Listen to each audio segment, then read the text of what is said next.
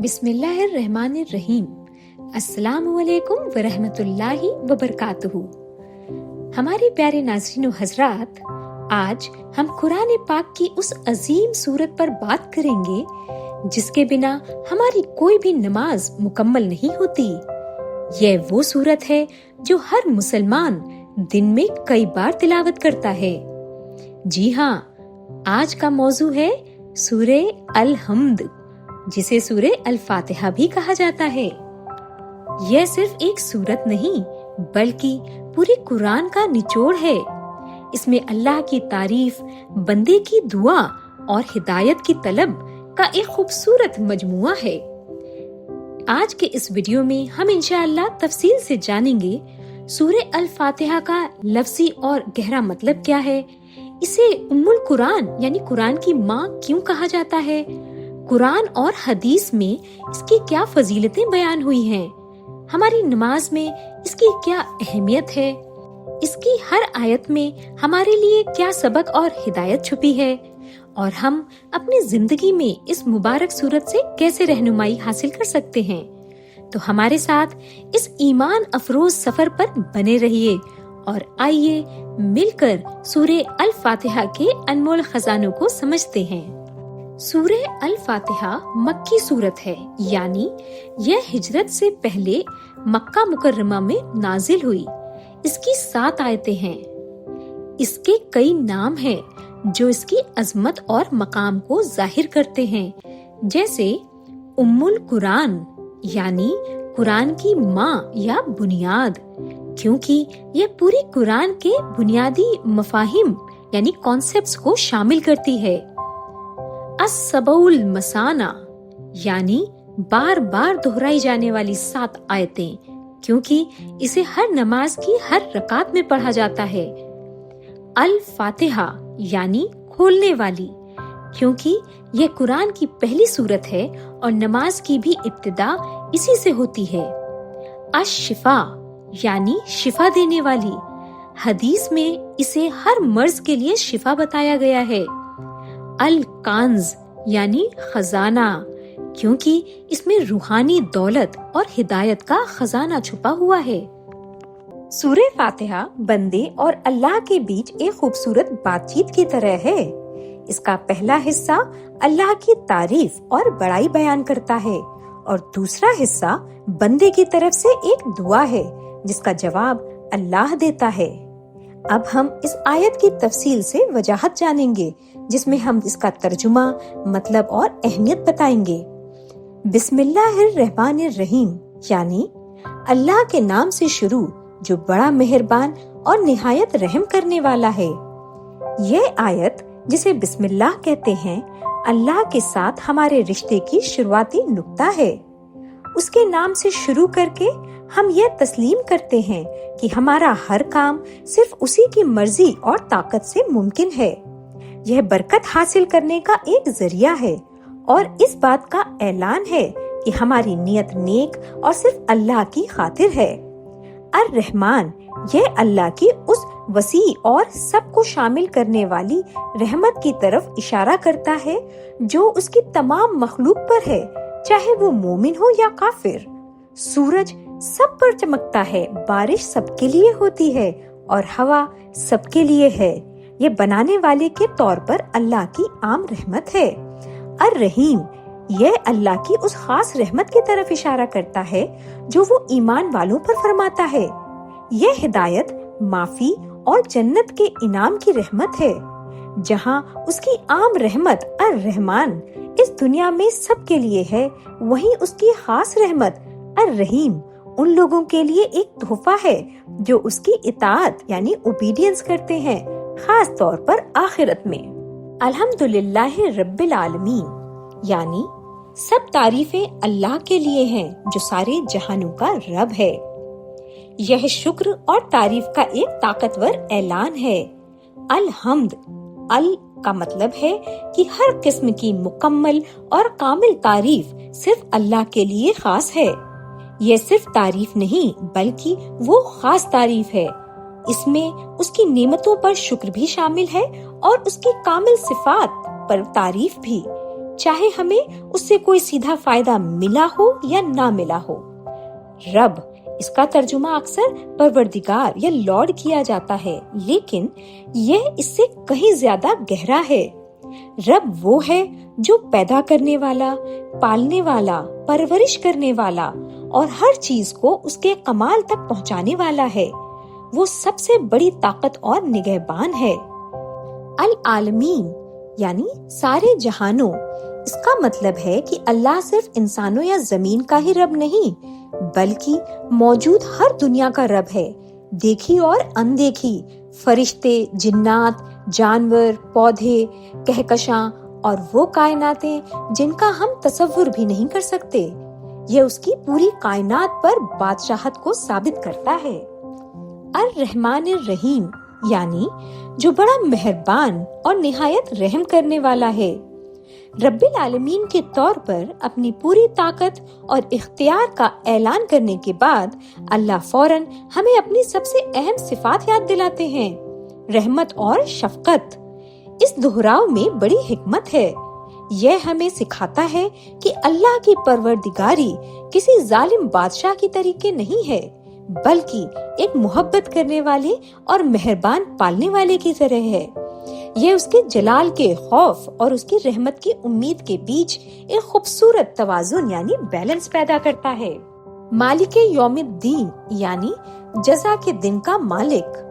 यह आयत अल्लाह के इख्तियार को और वाज़ेह करती है और हिसाब किताब के तसव्वुर को सामने लाती है।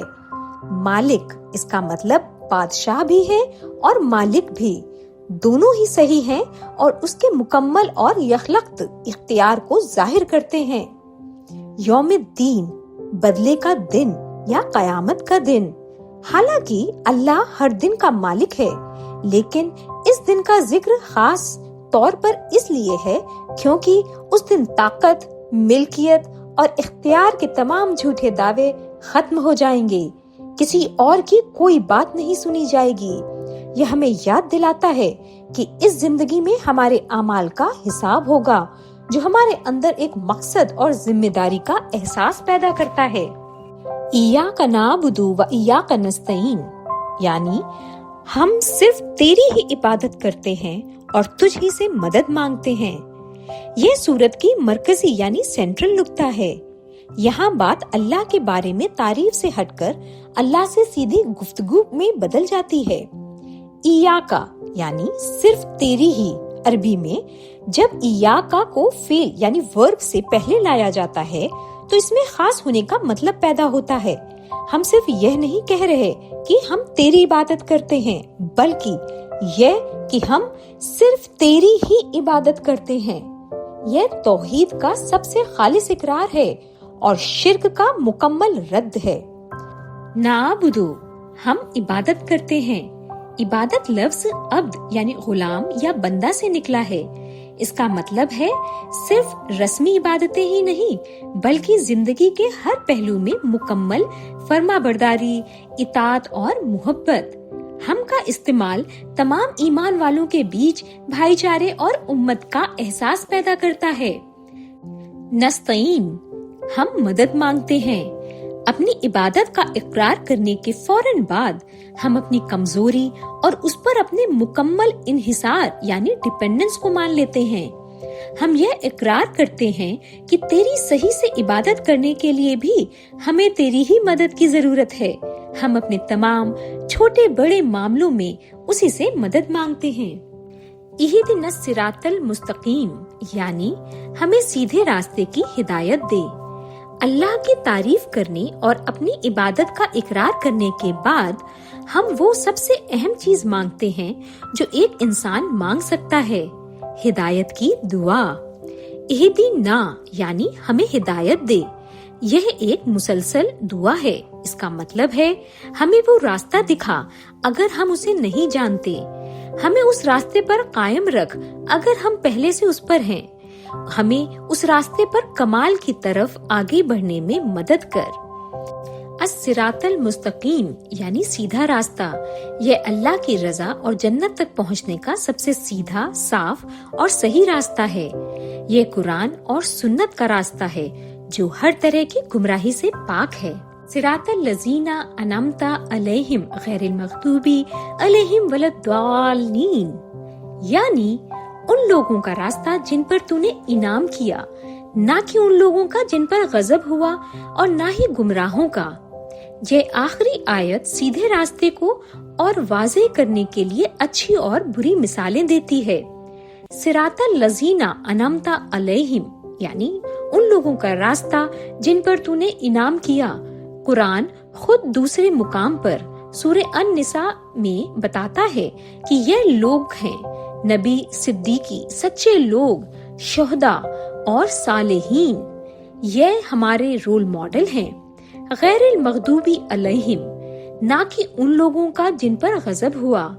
उल्मा ने अक्सर इसका मतलब यह बयान किया है कि ये वो लोग हैं जो हक को जानते थे, लेकिन तकब्बुर या सरकशी की वजह से जानबूझकर उसे ठुकरा दिया। वलद्दालीन, और ना ही गुमराहों का। अक्सर इसका मतलब यह बयान किया जाता है कि ये वो लोग हैं जो सही इल्म हासिल किए बिना अपनी नादानी की वजह से भटक गए, या उन्होंने कोशिश तो की लेकिन गलत रास्ते पर चल पड़े।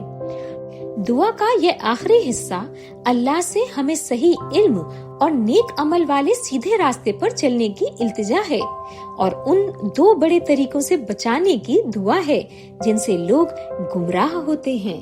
सूरह अल फातिहा हमारी नमाजों का एक बुनियादी रुकन यानी पिलर है। इसके बिना कोई भी नमाज पूरी नहीं होती। सही बुखारी और सही मुस्लिम में हदीस है कि नबी करीम सल्लल्लाहु ताला अलैहि वसल्लम ने फरमाया, जिसने कोई ऐसी नमाज पढ़ी जिसमें उम्मुल कुरान यानी सूरह अल फातिहा नहीं पढ़ी गई, तो वह नमाज नाकिस यानी डेफिशिएंट है, नाकिस है, पूरी नहीं है। इस हदीस से सूरह अल फातिहा की अहमियत का अंदाजा लगाया जा सकता है। हर मुसलमान, चाहे वह बच्चा हो या बड़ा, मर्द हो या औरत, हर रकात में इस मुबारक सूरत की तिलावत करता है। यह हमारी और हमारे रब के बीच एक सीधा और गहरा कनेक्शन बनाती है। सूरह अल फातिहा फजीलतों और बरकतों का खजाना है। जैसा कि हमने पहले जिक्र किया, इसे अश-शिफा यानी शिफा देने वाली कहा जाता है। हदीस में आता है कि अगर इसे यकीन के साथ पढ़कर किसी बीमार पर दम किया जाए तो अल्लाह उसे शिफा अता फरमा सकता है। इसके अलावा सूरह अल फातिहा कुरान की सबसे अफजल सूरतों में से एक है। हजरत साइब बिन यजीद रिवायत करते हैं कि हुजूर सल्लल्लाहु ताला अलैहि वसल्लम ने मुझ पर सूरह फातिहा पढ़कर दम किया और फरमाया कि सूरह फातिहा हर बीमारी के लिए शिफा है।